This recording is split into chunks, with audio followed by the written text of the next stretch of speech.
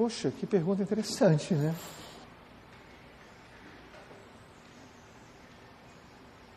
Eu tenho que pensar. Gente, essas perguntas...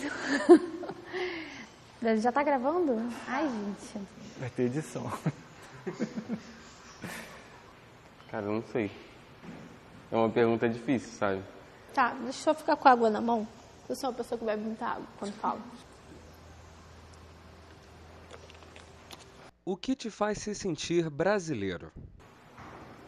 O não saber também é um traço de como a nossa identidade nacional ela foi construída, né?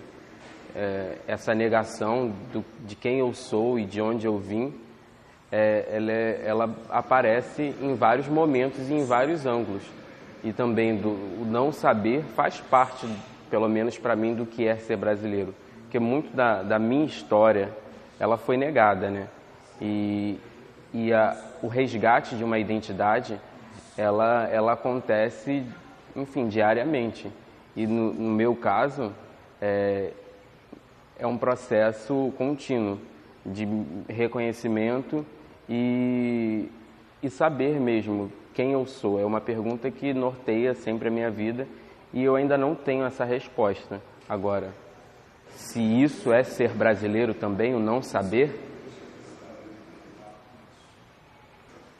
O que me faz sentir brasileiro, bem, acho que é a questão da cultura, né? A cultura, a formação que eu acabei tendo desde a infância, como posso dizer, desde a formação de cultura popular até a cultura erudita, né, na universidade. Eu acho que é isso. O que eu acho que me faz sentir brasileiro é orgulho de ter nascido numa terra tão bonita, uma terra em que você não vê grandes convulsões sociais, você não vê desastres, né? Você não vê catástrofes de fundo natural, da natureza, né? Não temos vulcões, não temos terremoto.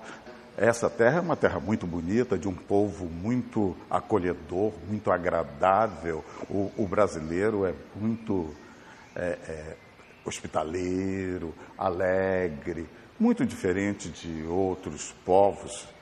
E isso me deixa muito alegre de ter nascido nessa terra. Entende? Um clima maravilhoso, entende? Basicamente... Acho que a minha língua, principalmente, mas alguns costumes, né? Festas, comidas, acho que isso tudo tem a ver com o Brasil. Mas o Brasil é muito plural, né? Aí, então, cada pedacinho dele tem suas particularidades, mas acho que de uma forma geral, assim, festas, comidas e língua. Eu não sei se eu me sinto especificamente brasileira. É engraçado porque nacionalidade é uma coisa muito difusa para mim. Eu sou descendente de indígenas e eu tenho muito ligado à questão preta também. E são dois nichos da população que eu acho que os brasileiros, apesar de serem sustentados Brasil enquanto Brasil, acho que nunca foram vistos essencialmente como brasileiros. Então, o que faz eu sentir brasileiro, eu acho que é porque eu nasci no Brasil e me ensinaram o que eu sou. Mas dizer que é um sentimento que é alimentado em mim todos os dias e sempre foi, não é verdade. Porque não foi essa a realidade que eu vivi desde sempre.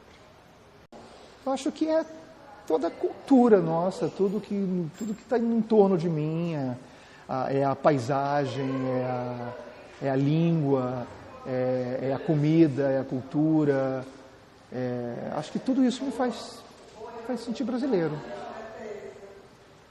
Você concordaria que a floresta amazônica fosse removida do território nacional para que fosse protegida por outro órgão internacional ou país? Bom, eu acredito que seria